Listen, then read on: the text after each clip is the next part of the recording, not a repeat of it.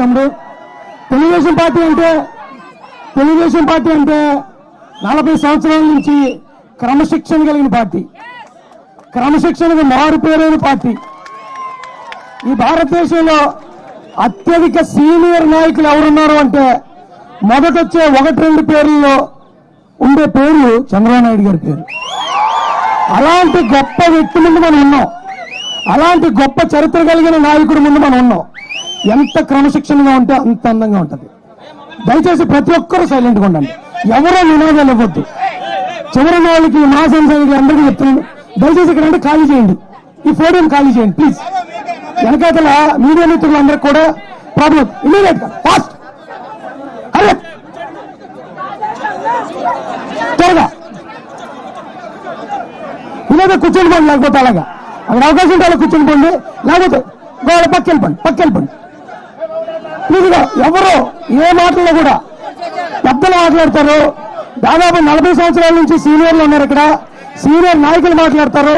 మనం చేసే ఆడవాడు మన మీద గౌరవం తెప్పించేలా ఉండాలి తప్ప మనల్ని మొట్టమొదటి రోజే మనల్ని చెడుగా ఈ నాయకుల మీద మా నాయకుల మనసులో ముద్రించేలా ఉండకూడదు. దయచేసి క్రమశిక్షణగా ఉండండి అందరం. Thank you. అందరికీ నమస్కారం. ఈరోజు ప్రత్యేకంగా 40 సంవత్సరాల సుదీర్ఘ రాజకీయ చరిత్ర, మచ్చలేని వ్యక్తిత్వం, ఈ రాష్ట్ర పురోభివృద్ధిలో ప్రధాన భూమిక పోషించి ఉమ్మడి ఆంధ్రప్రదేశ్లో సైతం కలిపి 14 సంవత్సరాలు ముఖ్యమంత్రిగా పనిచేసినటువంటి గౌరవ జాతీయ పార్టీ తెలుగుదేశం పార్టీ అధ్యక్షులు చంద్రబాబు నాయుడు గారి యొక్క సమక్షంలో సోదరులు అనేక పోరాటాల ద్వారా ఈ రాష్ట్రంలో ప్రత్యేకంగా జగన్మోహన్ రెడ్డి పాలనలో శిరోముండనం కానీ, దళిత బాలికల పట్ల అత్యాచారాలు కానీ, అదేవిధంగా ఏదైతే సుబ్రహ్మణ్యం హత్యలో డోర్ డెలివరీ చేసే స్థాయికి కానీ ఈరోజు దళితుల భద్రత అనేది ఏ విధంగా ఉందో మనందరం చూస్తా ఉన్నాం. అలాంటి పరిస్థితుల్లో ఈ పోరాటాలను వేదికగా చేసుకొని ఈ పోరాటం ద్వారా దళితులకు భరోసా కల్పించి ఈ రోజు దళితుల కోసం, దళితుల యొక్క మాన ప్రాణ రక్షణ కోసం తెలుగుదేశం పార్టీకి సంఘీభావం తెలియజేస్తూ పార్టీలో చేరడమే కాకుండా రాబోయే రోజుల్లో తెలుగుదేశం పార్టీ సంఘటితంగా దళితులను కాపాడుకునే ఉద్యమంలో భాగస్వామి అయినందుకు మహాసేన రాజేష్ గారిని స్వాగతం తెలియజేసి వారిని మాట్లాడవలసిందిగా కోరుతా ఉన్నాం.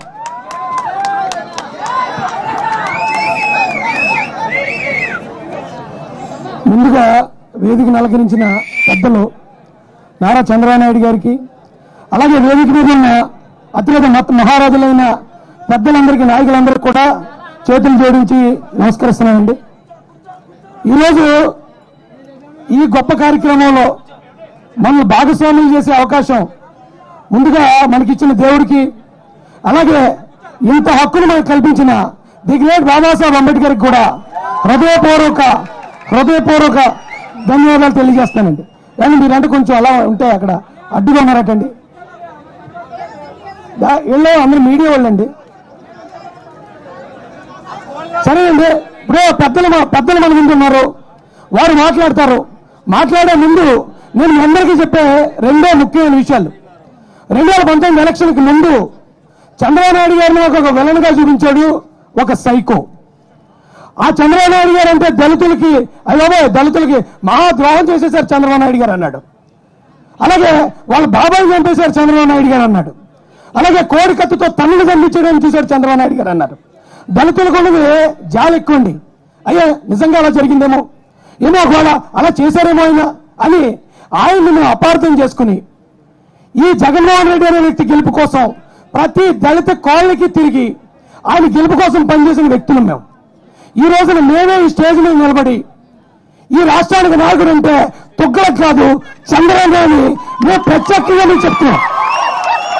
ఈ రాష్ట్రంలో చాలా మంది అనుకున్నామండి, చంద్రబాబు నాయుడు గారు ఉంటే గరగపర్రులో ఒక విగ్రహాన్ని అక్కడెక్కడి నుంచి ఎవరో బలరామరాజు గారు పక్కన పెట్టారు.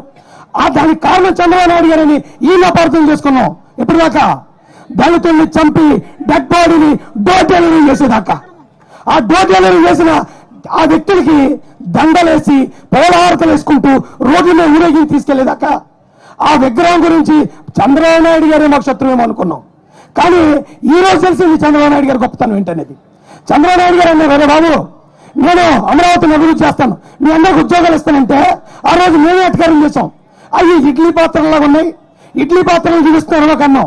అలాగన్న ప్రతి ఒక్కరు ఇవాళ హైదరాబాద్ ఇడ్లీలు అమ్ముకుంటున్నాడు. హైదరాబాద్ వలసలో ఇడ్లీలు అమ్ముకున్నాడంటే బీటెక్ స్టూడెంట్స్ ఇడ్లీలు అమ్ముకుంటున్నారు. అదే 2019లో తప్పు చేయకుండా ఉండుంటే చంద్రబాబు నాయుడు గారు ఈ రోజుకి అమరావతి కట్టుండేవారు వాళ్ళందరూ కూడా సాఫ్ట్వేర్ ఇంజనీర్లుగా పనిచేసుకుంటారు. సాఫ్ట్వేర్ ఇంజనీర్లుగా పనిచేసుకుంటారు. ఈ రోజు ఇడ్లీలు అమ్ముకుంటూ బతకాల్సి వస్తుంది. అంటే ఈ రాష్ట్రంలో చంద్రబాబు నాయుడు గారి ఓటమి చెందే వరకు అసలు చంద్రబాబు నాయుడు గారి పరిపాలన అనేది రామరాజ్యం అని ఎవరికి తెలియదు. మాకు కూడా ఈ రోజున తుగ్లక్ పరిపాలన చూసేదాకా ఈ రోజున ఏమంటే ఆయన 27 దళిత పథకాలు ఇచ్చాడు. జగన్మోహన్ రెడ్డి వచ్చి 27 దళిత పథకాలను రద్దు చేశాడు. ఆయన మనకి 3 సెంట్లలో ఇంట్లో ఉంటున్నాం, 3 సెంట్లలో ఊరి మధ్యలో, అది తెలుగుదేశం పార్టీ ఇచ్చింది, తెలుగుదేశం ప్రభుత్వం ఇచ్చిన ఇల్లు. ఈ రోజున జగన్మోహన్ రెడ్డి గారు సెంటు భూమి ఇస్తున్నాడు, అది కూడా అక్కడ ఇస్తున్నాడండి. ఊరి చివరి మురికివాడల్లో దళితులను మళ్ళీ మురికివాడల్లో పంపించే కార్యక్రమం ఆయనకి చేస్తే మన కాళ్ళ మీద నిలబడే కార్యక్రమాలు, మన కాళ్ళ మీద మనం నిలబడే అంటే ఎంతో మంది ఇన్నోవా కారు ఓనర్లు అయ్యారు చంద్రన్న పరిపాలనలో. జగన్మోహన్ రెడ్డి వచ్చిన తర్వాత చేపలు అమ్ముకోవడానికో ఫిష్ మార్కెట్ పెట్టుకోవడానికో ఇలాంటివి చూసాక ఏమంటే చీకటి వచ్చాక వెలుగు నిలుస్తుంది. అప్పటిదాకా మనం అపార్థం చేసుకున్నాం, అబ్బే ఇంకా కావాలి ఆ గవర్నమెంట్ ఎంప్లాయీస్ కి, ఇవాళ బాబు ఇక మీకు టైంకి ఫిట్మెంట్ ఇస్తున్నాం, నీ జీతాలు పెంచుతున్నాం, పిఆర్సీ పెంచుతున్నాం, ప్రజలతో పాలనని 1 గంట ఎక్స్ట్రా చేయండి ప్రజల కోసం అని ఈ మానవుడు అంటే అబ్బాయి గంట ఎక్స్ట్రా చేయమన్నాడు అన్నారు. ఈ రోజున జీతాలు కడుకుంటూ రోడ్డు ఎక్కారు. అవునా చెప్పండి, జీతాలు 1వ తారీఖు జీతాల కోసం. అంటే ప్రతి సంవత్సరం పోలీసు ఉద్యోగాలు తీశారు ఈయన, డిఎస్సీ ఉద్యోగాలు ఎంతో మందికి టీచర్ పోస్టులు ఇచ్చారు. గవర్నమెంట్ అధికారులుగా చేసి బేసిక్ శాలరీ 25,000 నుంచి ₹1,00,000 దాకా వచ్చే పిఎఫ్ ఈఎస్ఐ అనుకుంటూ భరోసా కలిగిన ఉద్యోగాలు ఈయన ఇస్తే ఆయన వద్దు మనకి ఆ రోజున. ఇప్పుడు ₹5,000 ఇచ్చే ఈ గ్రామ వాలంటీర్ ఆల్మోస్ట్ డిగ్రీ ఎంపీ చదువుకునే కుర్రాళ్ళు ఈ రోజున గ్రామ నౌకరులుగా పనిచేస్తున్నారు. ఏమంటే ఎవరు గొప్పండి? రెండు నినాకు వల్ల ఏమో తెలియకో ఆ పార్టీ నుంచి వచ్చాను కాబట్టి వేరే పార్టీలో జాయిన్ అయిపోలేదండి. చంద్రబాబు నాయుడు గారి కోసం కూలంకషంగా నేను పరిశోధించి ఆయన గురించి పూర్తిగా తెలుసుకున్న తర్వాత ఈ 4 సంవత్సరాల్లో చంద్రబాబు నాయుడు గారు చెప్పిన అబద్ధాలన్నీ నిజాలు కాదు. వాళ్ళు ఎస్సీలుగా ఎవరు పుట్టాలనుకుంటారని చంద్రబాబు నాయుడు గారు అన్నది నిజంగా ఎస్సీల మీద ఆయనకి అంత చిన్న చూపు ఉంటే ప్రధానమంత్రి లేచి నిలబడి అధ్యక్ష అనే పదవి బాలయ్య గారికి ఇచ్చిస్తారండి. అంటే ప్రధానమంత్రిని కూడా దళితుల ముందు నిలబెట్టి అధ్యక్ష అనిపించిన ఏకైక వ్యక్తి భారతదేశంలో చంద్రబాబు నాయుడు గారు ఒక్కరే.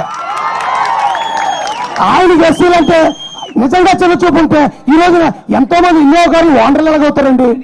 ఇంతమంది ఉన్నారు ఈ రోజున 40 సంవత్సరాల నుంచి కూడా ఈ పార్టీలు అంటి పెట్టుకున్న వాళ్ళని నాయకులను గమనించాను. అరే ఒక్కసారి అధికారంలోకి వస్తేనే ఎమ్మెల్యేలు, సొంత పార్టీ ఎమ్మెల్యేలు, సొంత కుల ఎమ్మెల్యేలు కూడా పారిపోతున్నారు సైకోజం తట్టుకోలేక. ఏమంటే అందరూ 40 సంవత్సరాల నుంచి పెద్ద పార్టీలు ఉన్నారంటే ఆ పార్టీలో ఎంత క్రమశిక్షణ, కార్యకర్తలకు ఎంత విలువ లేకపోతే 40 సంవత్సరాల నుంచి అందరూ ఉన్నారండి. ఏమంటే ఎంతో కూడా నేను ఎక్కువ చేస్తాను. ఈ రోజున తెలుగుదేశం పార్టీలో అందరూ పెద్దతర నాయకులు ఉన్నారు. మీరందరూ కూడా నేరుగా పార్టీలో నిలబడ్డాం, పార్టీ మనకు గుర్తింపించింది, ఒక లైఫ్ ఇచ్చింది అని పిల్లలు చదివించుకుని ఉద్యోగాల్లో పెట్టారు. నేను ఈ రోజున పెద్ద సమక్షంలో అందరినీ ఎక్కువ చేస్తున్నాను. మీ ఇంట్లో ఒక యువకుని కానీ యువతను కానీ పార్టీ కోసం ఇవ్వాల్సిందే, పార్టీ సోషల్ మీడియా కోసం ఇవ్వాల్సిందే. వారసత్వం ఈ రోజున ఆయన రాజు అయితే యువరాజు ఈ రోజున రోడ్ల మీద పడి తిరుగుతున్నాడు. ఏమన్నా ఆయన కొడుకును కూడా రాష్ట్రం కోసం ఇచ్చాడు, మరి మన పిల్లలు మన వద్దా? ప్రతి ఒక్కరు కూడా, ప్రతి తెలుగుదేశం కార్యకర్త ఇంటి నుంచి కూడా ఒక యువకుడు పార్టీ కోసం ముందుకు రావాలి. ఈ రోజున ఎస్ఎల్ కోసం ఆయన నిజంగా అలా చేయగలిగినట్టయితే అంటే బిల్ గేట్స్ ని అలాగే బిల్ క్లింటన్ కూడా ఆంధ్రప్రదేశ్ పంపించిన నాయకుడు మనకొద్దు. పక్క దేశం వెళ్ళాలంటే కోర్టు పర్మిషన్ తీసుకునే నాయకుడు మనకు కావాలి. పక్క దేశం వెళ్ళడానికి లేదు. ఇక బిల్ గేట్స్ బిల్ క్లింటన్ సంగతి తర్వాత గొడవ. ఈ రాష్ట్రంలో ఐటీ సెక్టార్ ని డెవలప్ చేయడానికి బిల్ గేట్స్ అంటే ప్రపంచంలో డబ్బున్నవాడండి. అలాంటి వ్యక్తి చంద్రబాబు నాయుడు గారి ఒదుగోలుగా నిలబడ్డాడు.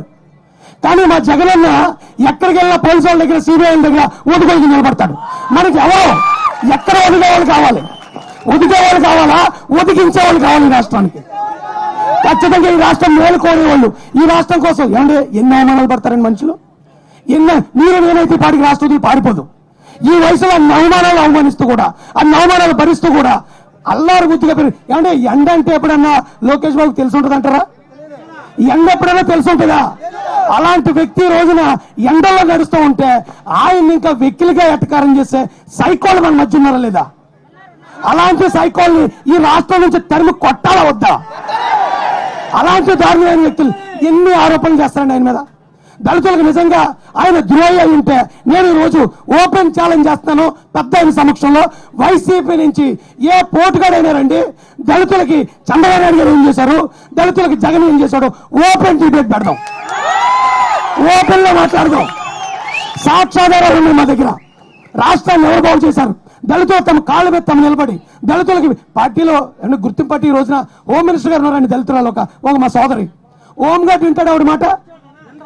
హోమ్ గార్డ్ హోమ్ మినిస్టర్ మనకి ఎక్కువ, లేకపోతే ప్రధానమంత్రి నిలబడి అధ్యక్ష అని పిలిపించే స్థానం ఇచ్చిన చంద్రబాబు నాయుడు గారు మనకు గొప్ప? ఏమంటే మనకి ఆత్మగౌరవం ముఖ్యం.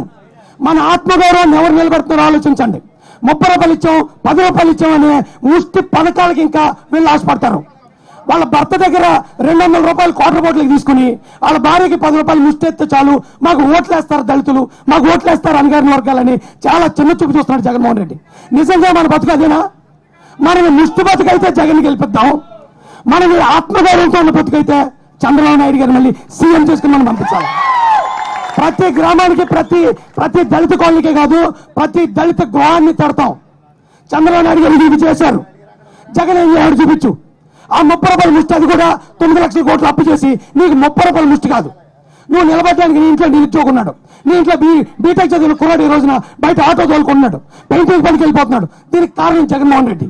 అదే పరిస్థితిలో చంద్రబాబు నాయుడు గారు సీఎం ఉండుంటే ఈ రాష్ట్రానికి ఒక రాజధాని వచ్చును, ఆ రాజధానికి ఐటీ సెక్టర్ వచ్చును. ఆ ఐటీ సెక్టర్ లో ఈ రోజున ప్రతి ఒక్కరూ సాఫ్ట్వేర్ ఇంజనీర్లుగా మన పిల్లల టైల్ కట్టుకుని తిరుగుతారు. ఆ విషయాల్ని గ్రామ స్థాయిలోకి తీసుకెళ్తామండి. ఇంత పెద్ద ఆయన ముందు మాట్లాడే అవకాశం నాకు రావటం నిజంగా నా తల్లిదండ్రులు చేసుకున్న పౌరకాల సుకృతం అనుకున్నాను. దేవుడు నాకు ఇచ్చిన ఈ గొప్ప అవకాశం అనుకున్నాను. ఇక నుంచి మా ప్రయాణం తెలుగుదేశం కార్యకర్తలతో ఈ రోజు నుంచి తెలుగుదేశం కుటుంబ సభ్యులు.